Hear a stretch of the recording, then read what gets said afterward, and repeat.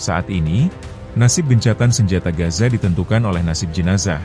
Apakah Hamas mampu menemukan dan mengembalikannya dari bawah puing? Ironisnya, Hamas menyalahkan Israel yang melarang alat berat masuk untuk proses evakuasi. Sementara itu, Presiden AS Donald Trump mengancam akan memaksa dengan kekerasan jika Hamas tidak melucuti senjata. Hamas dinilai berani menyerang, tetapi tidak memiliki keberanian untuk bertanggung jawab. Ini adalah ungkapan yang menggambarkan Hamas saat ini. Israel pun berani kembali menutup perbatasan Rafah. Hamas akhirnya meradang dengan menyalahkan negara Israel. Seperti biasa, Hamas berusaha mencari perlindungan melalui propaganda yang dibangun untuk menutupi kekejaman mereka saat menyerang Israel pada 7 Oktober 2023. Namun, kenyataan saat ini menunjukkan bahwa Israel berada dalam posisi yang lebih kuat, sementara Hamas terjebak di bawah kendali Israel dan tidak dapat berbuat banyak. Keamanan, kelaparan, dan kebahagiaan Hamas kini tergantung pada Israel. Pertanyaannya, menurut teman-teman semua, apakah tindakan tegas Israel saat ini sudah benar? Kami semua paham bahwa jika Hamas tidak menyerang Israel terlebih dahulu, mungkin saat ini Gaza dan Palestina berada dalam keadaan aman. Namun karena kesalahan Hamas yang berani menyerang, mereka harus menerima konsekuensi penderitaan ini. Yang membuat kita marah adalah dampak tindakan Hamas terhadap warga Palestina yang mengalami kesengsaraan. Dalam konteks ini, kita tidak bisa menyalahkan Israel, karena satu-satunya cara untuk menghancurkan Hamas adalah dengan mengejar mereka hingga ke akarnya di wilayah Gaza yang selama ini menjadi benteng mereka. Akibat kekalahan Hamas dan tugas baru yang diberikan oleh Israel kepada Hamas untuk menemukan dan menyerahkan jenazah sandera yang ditawan, Hamas kini kesulitan. Mereka berusaha mencari alasan dengan menuduh langkah Perdana Menteri Israel, Benyamin Netanyahu, yang menutup perbatasan Rafah sebagai pelanggaran kesepakatan gencatan senjata. Mereka menganggap tindakan ini menghalangi evakuasi korban luka, membatasi pergerakan warga, dan menghambat masuknya alat pencarian korban di reruntuhan. Selain itu, mereka menyebut tindakan Netanyahu menyulitkan identifikasi jenazah yang akhirnya memperlambat proses pemulihan dan penyerahan jenazah sandera Israel. Hamas juga mengklaim bahwa Israel telah melakukan lebih dari 47 pelanggaran gencatan senjata yang menyebabkan 38 orang tewas dan 143 lainnya luka-luka. Mereka menilai tindakan Israel mencerminkan sikap agresif dan kebijakan blokade yang masih diberlakukan terhadap warga Gaza. Netanyahu dituduh menciptakan alasan palsu untuk menghindari tanggung jawabnya. Apakah ini benar atau hanya propaganda Hamas untuk mencari simpati? Tuduhan Hamas sampai saat ini belum terverifikasi kebenarannya. Hamas juga sedang berupaya mencari perlindungan dengan cara menyerukan agar mediator dan pihak penjamin segera menekan Israel untuk membuka kembali perbatasan, menjalankan isi perjanjian, dan menghentikan kekerasan di Gaza. Sejak Mei 2024, militer Israel menutup akses keluar masuk warga Palestina melalui perbatasan Rafah.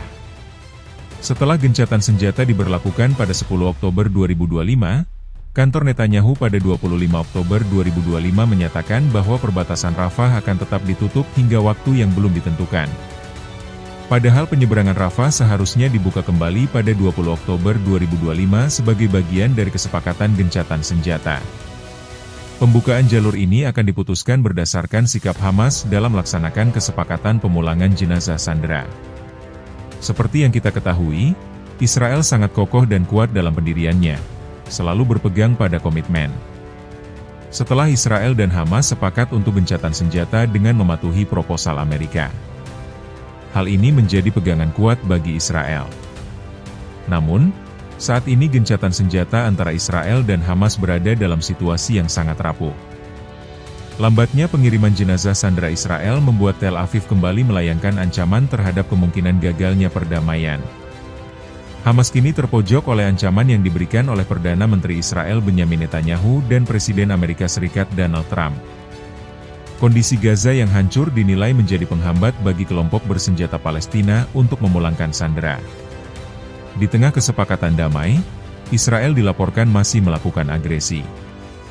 Lantas, bagaimana kondisi di medan pertempuran pasca gencatan senjata disepakati? Meskipun gencatan senjata antara Israel dan Hamas telah berlaku, Hamas menuduh Israel masih melakukan pembunuhan terhadap warga sipil di wilayah Gaza. PBB juga mulai menuduh militer Israel melakukan kejahatan perang dengan menewaskan warga sipil meskipun gencatan senjata telah diberlakukan. Kantor Hak Asasi Manusia PBB untuk Palestina melaporkan bahwa setidaknya 15 warga Palestina tewas ditembak sejak 10 Oktober lalu. Menurut Kantor Hak Asasi PBB, menargetkan warga sipil yang tidak berpartisipasi dalam permusuhan merupakan kejahatan perang. Meskipun tuduhan tersebut ada, pertanyaan utama adalah apakah ada bukti yang dapat diverifikasi? Sejauh ini tidak ada bukti yang mengarah ke sana. Menurut Kepala Kantor Hak Asasi Manusia PBB Palestina, Ajit Sunghai, sangat penting untuk memastikan gencatan senjata yang mengarah pada perdamaian abadi tetap berlaku dan berlanjut. Sunghai menyatakan bahwa penghormatan terhadap hak-hak Palestina untuk menentukan nasib mereka sendiri juga harus ditegakkan. Terkait hal ini, latar belakang mengapa Israel melakukan penyerangan lagi setelah gencatan senjata adalah untuk melindungi diri. Menteri Pertahanan Israel, Israel Katz, mengeluarkan peringatan kepada warga Palestina yang berusaha kembali ke rumah mereka.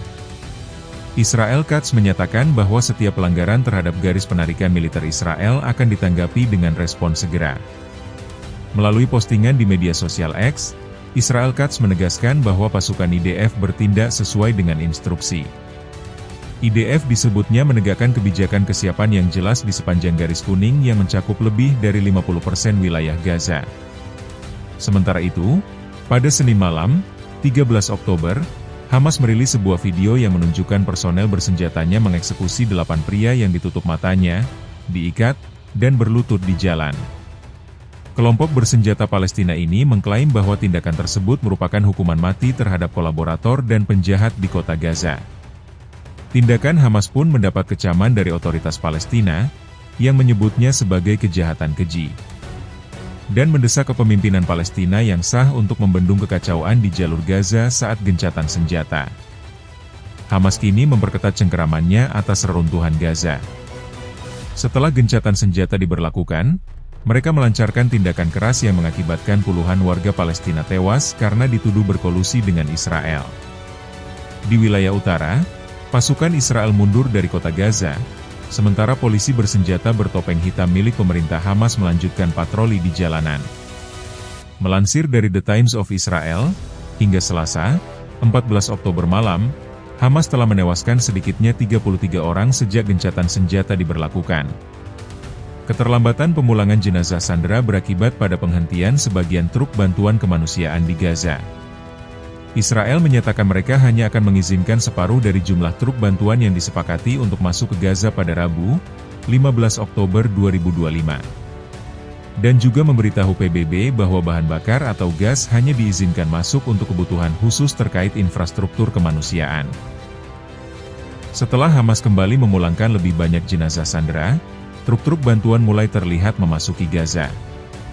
Seorang pejabat keamanan Israel menyatakan bahwa persiapan sedang dilakukan untuk membuka perbatasan Rafah bagi warga Gaza dengan setidaknya 600 truk bantuan dijadwalkan untuk masuk.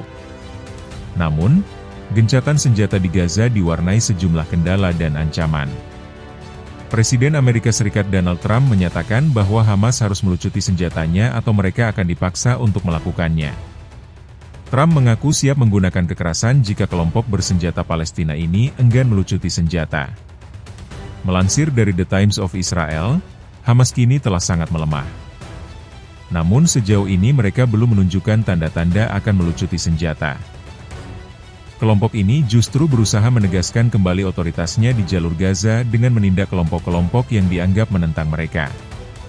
Menurut Lorenzo Camel, seorang profesor sejarah internasional di Universitas Turin, Italia, gencatan senjata antara Israel dan Hamas yang ditengahi Amerika Serikat hanyalah sebuah fasad di mana para pihak utama hanya sepakat untuk pertukaran tawanan. Kamel menyebut bahwa kekerasan struktural akan tetap ada persis seperti sebelumnya, bahkan mungkin lebih buruk. Para aktor utama tampaknya hanya ingin melanjutkan perang dengan mengubah halamannya. Gencatan senjata ini pun sangat rapuh. Seorang analis menyatakan bahwa lambatnya pengiriman jenazah sandera dapat mengancam keberlangsungan kesepakatan. Penulis dan penerbit asal Amerika Serikat, Quentin Letter, dari Tel Aviv serta David Perry, mengungkapkan bahwa Tel Aviv yakin Hamas sedang bermain-main dan ingin mempertahankan jenazah-jenazah tersebut untuk kepentingan masa depan. Menurut mereka, hal ini menunjukkan bahwa kelompok bersenjata Palestina itu percaya akan masa depan mereka di Gaza. Perry menegaskan bahwa para mediator harus turun tangan untuk memastikan Hamas benar-benar menerima rencana 20 poin dari proposal perdamaian. Jika itu tidak diindahkan, kesepakatan bisa berantakan dengan sangat cepat.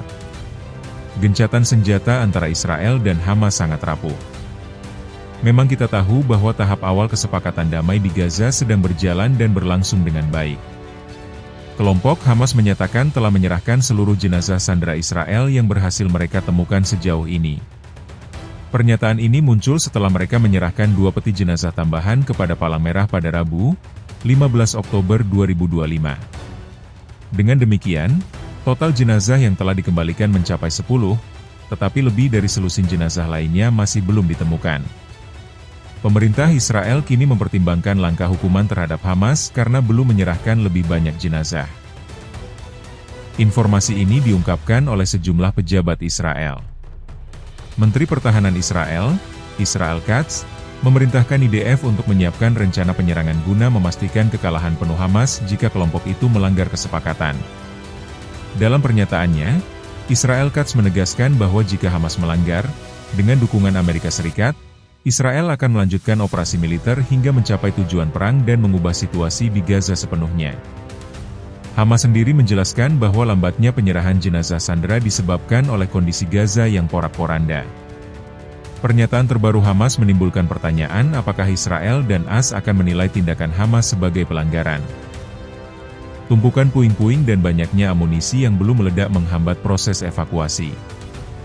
Hamas mengaku tidak memiliki peralatan khusus untuk mengevakuasi jenazah secara aman. Sementara itu, tekanan politik dari Israel dan tuntutan agar gencatan senjata tetap dipatuhi membuat setiap langkah mereka harus dilakukan dengan hati-hati. Saat ini, Hamas benar-benar menghadapi kesulitan untuk memenuhi tuntutan Israel dalam mengembalikan semua jenazah tawanan Hamas. Ancaman, neraka, dari Netanyahu dan ultimatum melucuti senjata dari Trump menunjukkan bahwa gencatan senjata ini bukanlah tentang perdamaian, melainkan tentang menetapkan syarat kekalahan total Hamas. Kegagalan Hamas memenuhi tuntutan jenazah memberikan Israel pembenaran yang sempurna untuk membatalkan kesepakatan dan kembali ke operasi militer. Terima kasih telah menyaksikan video Jejak Populer. Mari like video ini, subscribe dan bagikan video ini, agar keluarga dan teman-teman Anda bisa mengetahui informasi yang sama. Sampai ketemu di video berikutnya.